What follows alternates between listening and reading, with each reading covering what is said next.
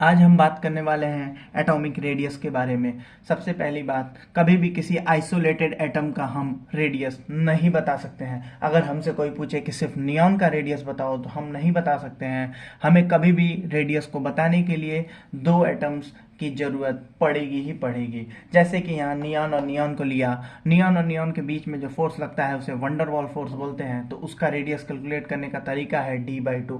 इन दोनों के बीच का जो डिस्टेंस है डिवाइडेड बाई 2।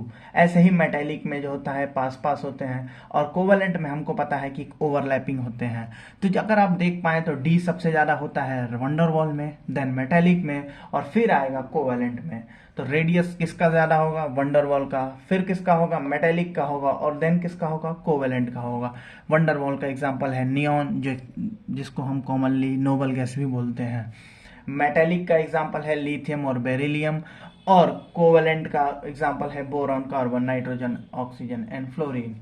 हमको पता है नियॉन का सबसे ज्यादा होगा, फिर लिथियम, फिर बेरिलियम, फिर बोरॉन, फिर नाइट्रोजन, फिर ऑक्सीजन और फिर फ्लोरीन। ऐसे ऑर्डर चलेगा। लिथियम का, फिर बोरॉन का, carbon, nitrogen, oxygen and then fluorine. ये ऑर्डर आपको याद होना चाहिए, आप लोग यहाँ से सीख सकते हैं। जनरली हम अगर बोलें तो लेफ्ट टू राइट जाएंगे तो रेडियस डिक्रीज होगा, लेकिन नोबल गैस में लार्जेस्ट रेडियस होता है पूरे पीरियोडिक टेबल में। आप ये ऑर्डर देख सकते हैं। अब हम शुरू करेंगे फैक्टर्स अफेक्टिंग रेडियस। कौन कौन से फैक्टर्स हैं जो रेडियस को अफेक्ट करते हैं? पहला, z effective is inversely proportional to radius. सबसे पहली बात, z इफेक्टिव है क्या? तो मैं आपको बेसिक बता देता हूं z इफेक्टिव होता क्या है। Net force of attraction on outer most electron is what? z effective. जो बाहरी आउटर मोस्ट इलेक्ट्रॉन के से और प्रोटॉन्स के बीच में जो नेट अट्रैक्शन फोर्स है वही क्या है? z इफेक्टिव है। इसको हम कैलकुलेट करते हैं z माइनस सिग्मा। हम इसको बाद में अलग से एक टॉपिक में पढ़ेंगे, अभी मैं आपको बेसिक बता देता हूं ताकि आप क्वेश्चंस कर पाए। z is what? Number of proton, and sigma is what? Screening constant, shielding effect और धक्का। सबसे पहली बात करते हैं z इफेक्टिव निकालने का तरीका। अगर हम आइसो इलेक्ट्रॉनिक या आइसोप्रोटॉनिक स्पीसीज के लिए z इफेक्टिव निकालते हैं तो सबसे पहले देखेंगे उनमें नंबर ऑफ प्रोटॉन और नंबर ऑफ इलेक्ट्रॉन निकाल के। अगर हमको नंबर ऑफ प्रोटॉन और इलेक्ट्रॉन नहीं निकालने आता तो मैं आपको बता सकता हूं atomic number is what? Number of proton, and वही क्या है? Number of electron. अब इस पे देखो, सोडियम का होता है 11 प्रोटॉन और 11 इलेक्ट्रॉन, लेकिन प्लस चार्ज लग गया मतलब एक इलेक्ट्रॉन निकल गया, तो इसके कितने इलेक्ट्रॉन बचे? 10। Mg का होता है 12, मैंने 12 प्रोटॉन 12 इलेक्ट्रॉन, दो निकल गए, तो इलेक्ट्रॉन निकलता है, प्रोटॉन नहीं निकलता। आपको पता होना चाहिए। +2 यानी कि इलेक्ट्रॉन निकल गए, -2 यानी कि इलेक्ट्रॉन ऐड हो गए। यहाँ पे देखो, एल्यूमिनियम में 13 प्रोटॉन है, 10 इलेक्ट्रॉन हो गए। सिलिकॉन में 14 प्रोटॉन एंड 10 इलेक्ट्रॉन, यानी इन सब में इलेक्ट्रॉन्स के नंबर क्या है? सेम है। तो ये सारे स्पीसीज क्या हुए?